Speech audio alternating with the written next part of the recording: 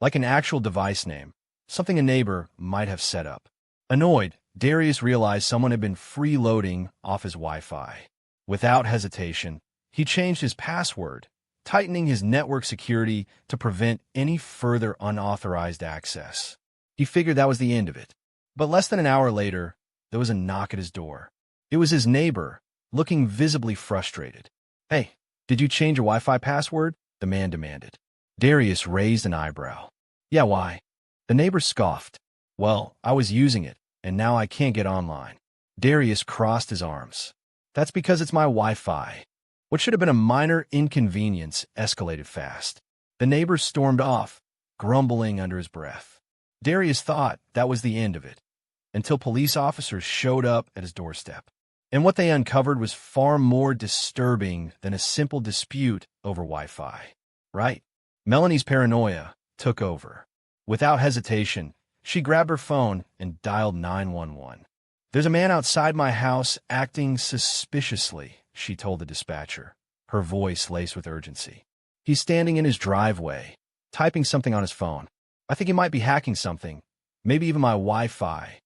The dispatcher asked for more details, but Melanie had none. All she knew was that Darius Coleman had always seemed off to her, and now she had proof, at least in her mind.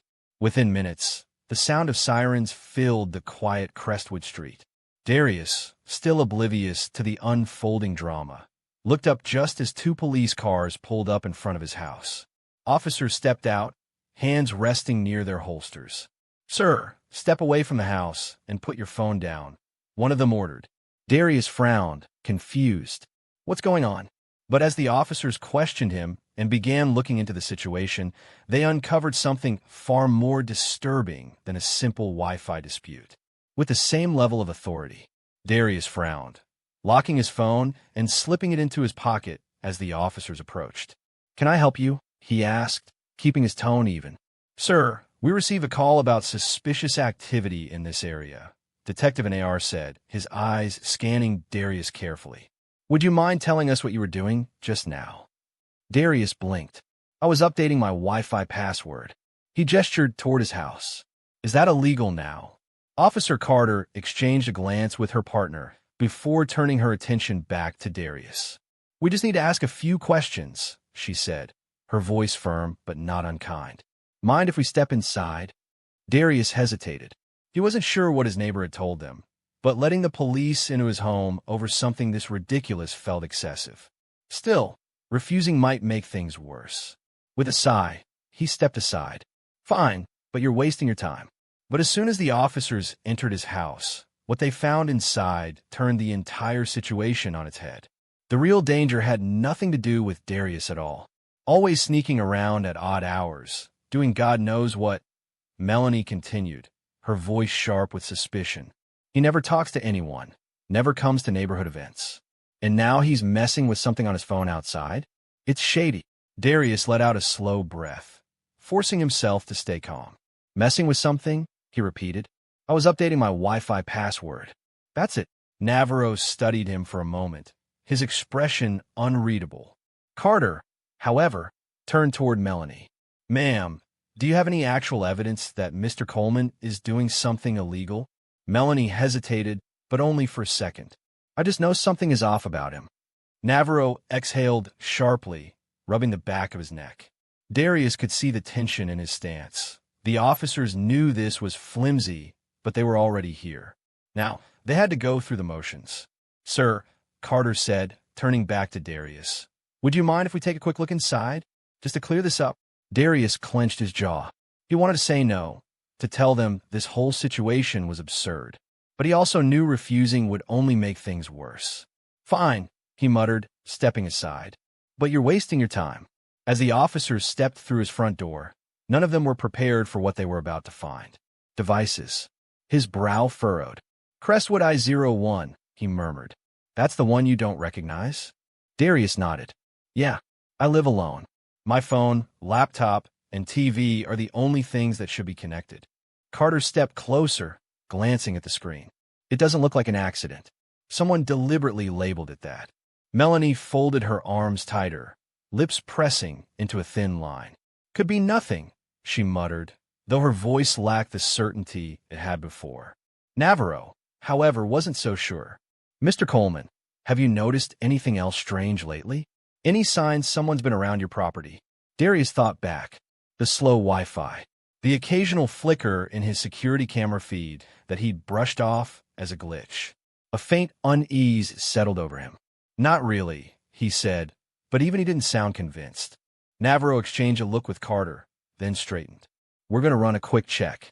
If someone has been accessing your network without permission, they might have been doing more than just stealing Wi-Fi." Darius swallowed.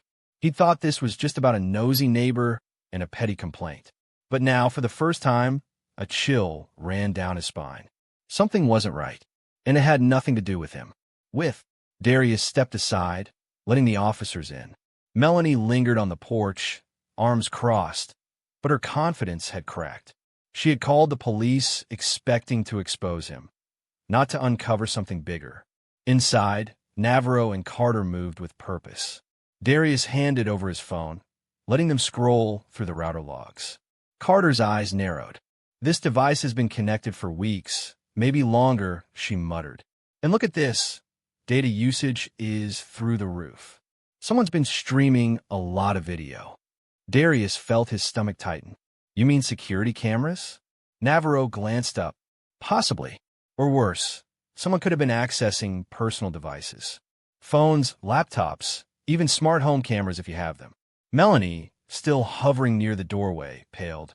"Wait, you're saying someone might have been watching us? In our homes?" Darius exhaled slowly, his frustration now replaced by something else.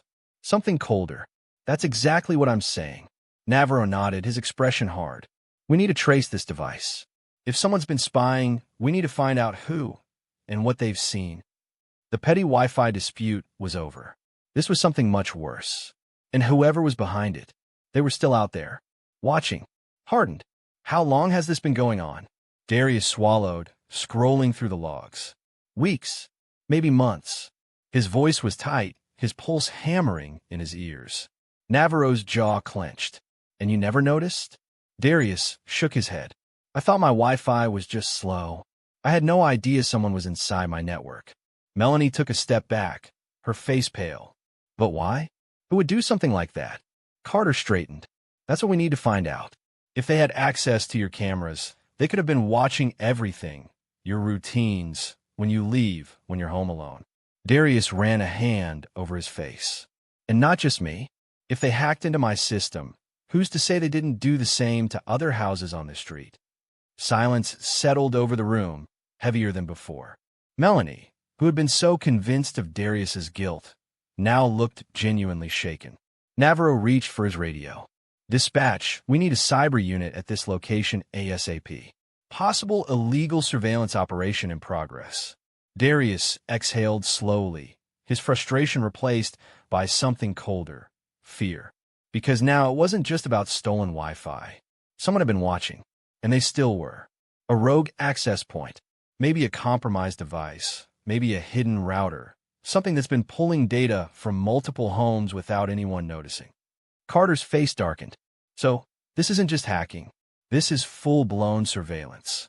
Melanie's breathing was shallow, her hands trembling. "That's my bedroom," she whispered, horror dawning on her face. "Someone has been watching me?" Navarro straightened, his posture rigid. "We need to shut this down. Now." Darius nodded, his fingers flying over the keyboard. "I can disconnect the unknown device from my network, but that won't stop them entirely.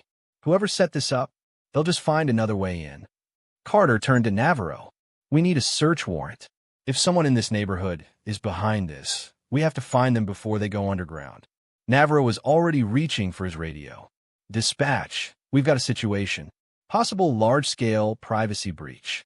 We need immediate authorization for a digital forensic team." Darius exhaled, his mind racing. He had started the day thinking his biggest problem was slow Wi-Fi. Now, he was at the center of something far more sinister. And the worst part? Whoever was behind this was still out there. Watching. Waiting. Network security to track patterns. His fingers flew over the keyboard as he traced connection logs, cross-referencing device activity. Whoever's doing this, they're not just watching. They're collecting data, he muttered. Locations, schedules, maybe even passwords. Melanie's breath hitched. My kids, oh my God. What if they've been watching my kids? Carter placed a reassuring hand on her shoulder, but her expression was grim. We're going to stop this. Navarro's radio crackled. Dispatch to Detective Navarro, Cybercrime Unit en route. ETA 10 minutes. Darius clenched his jaw. We might not have 10 minutes. He pointed at his screen. Whoever set this up, they're still active. They could be watching us right now. The realization sent a cold wave through the room. Navarro's eyes narrowed. Can you trace the source? Darius inhaled sharply, focusing. I can try. He pulled up IP logs, filtering through connection points, looking for anomalies. And then, his screen flickered. The rogue network, Crestwood I-01, suddenly disappeared. They know, Darius whispered, his stomach sinking. They know we're onto them. Silence. Then Navarro cursed under his breath. That means they're close. Really close. Carter reached for her radio. We need eyes on every house within range of this signal. If they shut it down that fast, they're practically next door. Melanie gripped the edge of the table, her voice barely above a whisper. Who the hell has been watching us? Nobody answered, but the truth was about to come out, whether they were ready for it or not. She stammered, shaking her head as if trying to force reality to change. Brandon wouldn't, he couldn't, do something like this. Darius's jaw tightened. The data doesn't lie, Melanie. He tapped the screen. Every signal, every transfer, it all leads back to his device. Navarro's expression was unreadable, but his tone was firm. We need to talk to him. Now. Melanie swallowed hard, her whole body rigid. There has to be another explanation. Carter's voice was steady but serious. The only way to find out is to confront him. If he's innocent, he'll have a chance to explain. But deep down, Melanie already knew. The late nights, the way Brandon always seemed glued to his computer, the time she'd knocked on his door, and he'd scrambled to close his laptop, muttering something about just a school project. She had brushed it off, assumed it was normal college behavior. Now her blood ran cold. Darius stood, closing his laptop with a sharp click. Let's go. Without another word, they all turned toward the door. Because whether Melanie wanted to believe it or not, the truth was waiting just a few houses away. Mind racing as she followed them up the stairs. Navarro moved with purpose, his steps firm but measured. Carter was right behind him, scanning the hallway as they reached Brandon's door. It was shut. No sound from inside. Navarro knocked, his voice steady but commanding. Brandon, this is the police. We need to talk. Silence. Melanie swallowed hard. Brandon, please, she called, her voice wavering. Just open the door. Still nothing.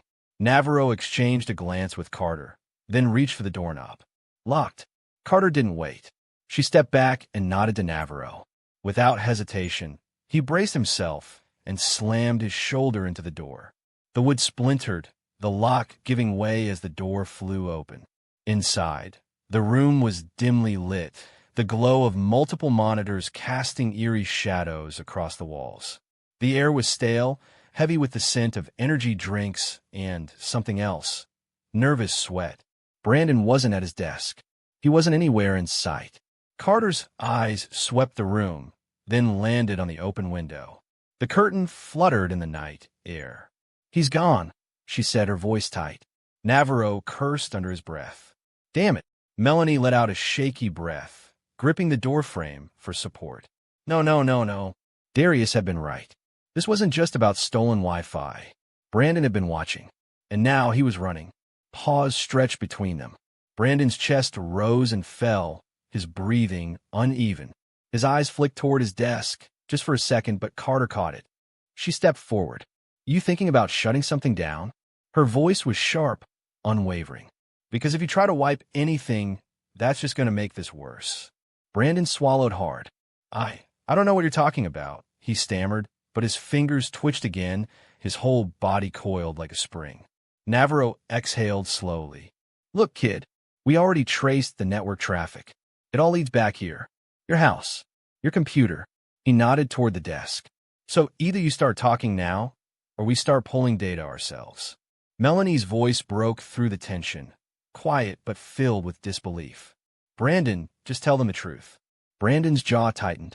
I didn't do anything, he insisted, but the crack in his voice betrayed him. Carter exchanged a look with Navarro, then took out a radio.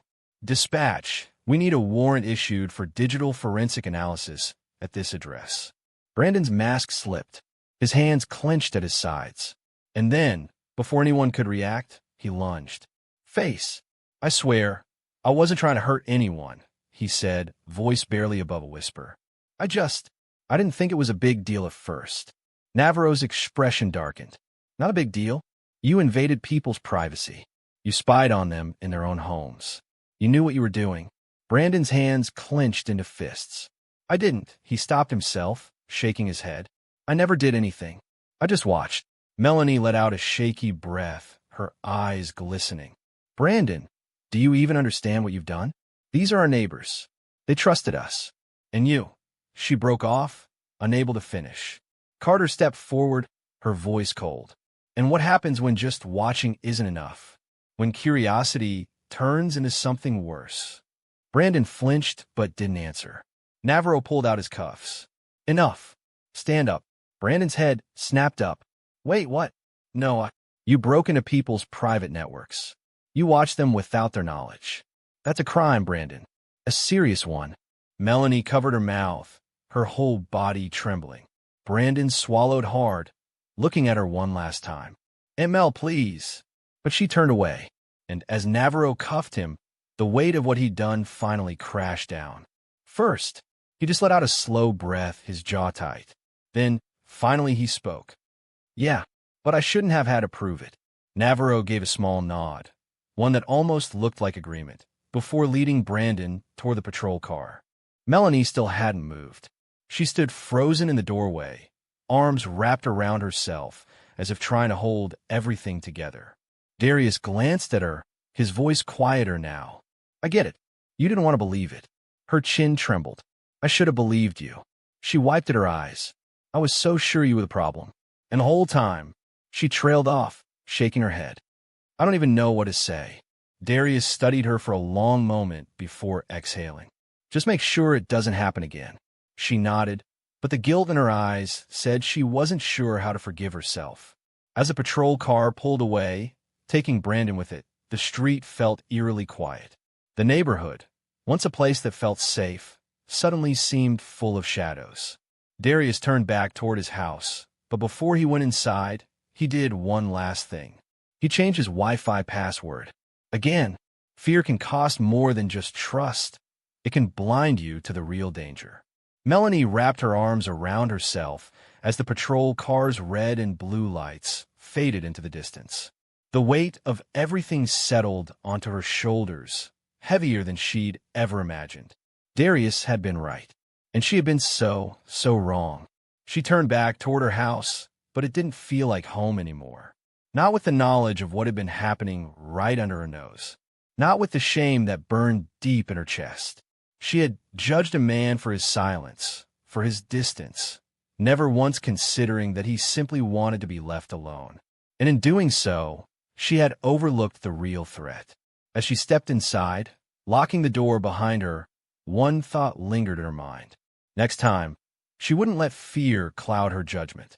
Next time, she would open her eyes before it was too late. Paranoia has the power to destroy trust, turning innocent people into suspects while the real danger lurks in plain sight. Instead of rushing to judgment without facts, take a step back, observe, listen, think. The truth is often more complex than it seems, and it might not align with your assumptions. If this story opened your eyes, share it. Someone out there might need this reminder today. Look deeper. Subscribe for more inspiring stories.